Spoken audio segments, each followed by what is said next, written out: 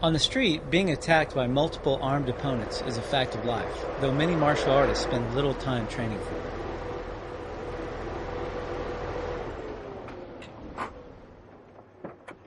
I'm saying your job is not your own anymore, pal. You are out of a job. Day is done. You hear what I'm saying?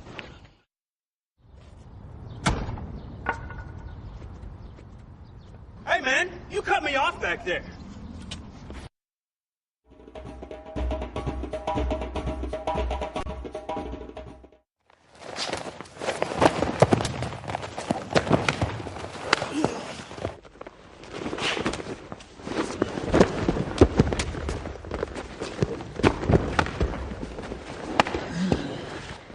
Okay, multiple attackers is always scenarios that you have to stay very focused.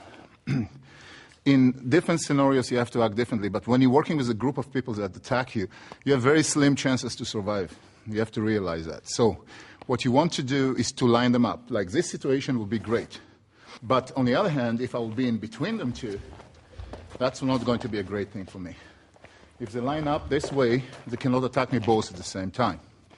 If I'm in a bar or any other environment, I will stay with my back to the corner. So basically, nobody can attack me from the back, and I will fight from there. And as I create damage, I will create damage and run as fast as I can. Usually, I will try to hit as hard as I can the ones that look to me as the leader. You hit the leader, and then you can run. Because if you hit him hard, his follower will never going to chase you. Now let's look at the technique. The first part is the same as we did before. We're hitting, we're taking, we're hitting here, and as he come, I have two ways. Either come from down up to here, or turning from here back to there. It's a choice.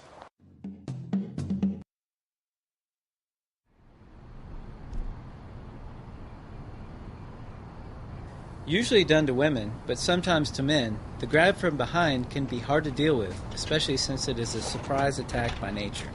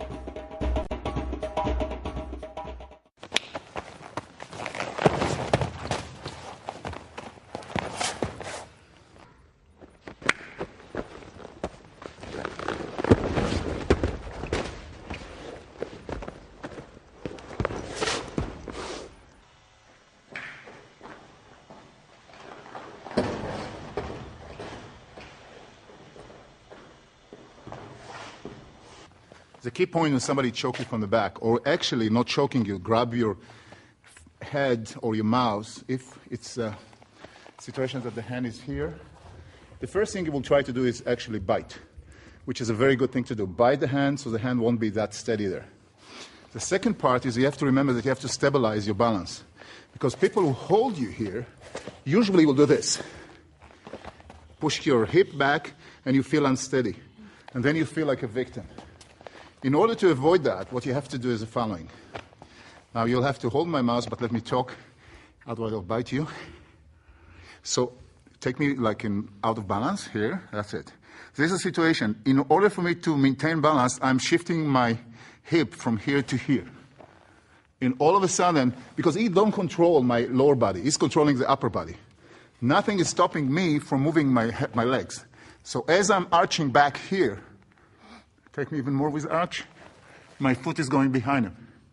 This is going to the groin, this leg going to be stretched. Very close to his leg, I'm going to be on my heel, going down on my side. So even in cement, I'm not going to hurt myself. Great position to hit, stand up, and run.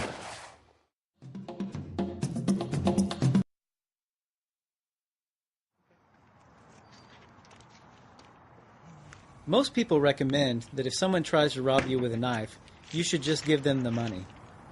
Not all martial artists agree. Give me the money.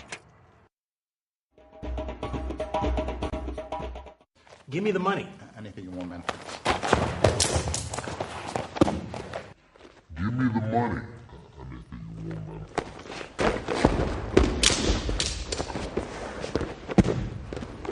Yeah. The first part we have to remember, if somebody point at you either a gun or a knife, you not necessarily immediately want to kill you. There is a leeway. It's either demanding your money, want to take you as to kidnap you, or ask some information from you. A knife or a gun pointing at you, in that sense, it's the same. It's a verbal attack that you have to deal with. The first thing you do, you want to cooperate. If it's a close range like that, I'll put my hands up. When I put them up, it's not going to be back, it will be on the front, so I can actually respond faster. This is the right way to do it. This is the wrong way to do it. So I'm putting my hand here and say, whatever you want, man. I do not look to his eyes. The reason is, it might be intimidating him. It might be kind of a threat to him. He might see it as something that will make him more nervous, especially if he's holding a gun, which you're going to address later on in this tape. This is why I'm looking to the center of the body. I'm looking here. I can see from here everything. I see his hands, I see his legs, I see his balance. I can feel where he's moving. This is where I'm looking.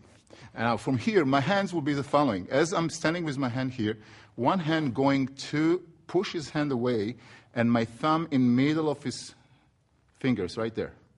So I'm just where underneath the knuckle here. And the other hand is joining. So now we have two thumbs right there. And as I'm turning it, I bring it 90 degrees and keep turning. There is a lot of pressure, which creates strong pressure on the wrist. From here, I'm turning the hand outside, and that's turn his body. And any control here, you cannot move. You kick the head and move away.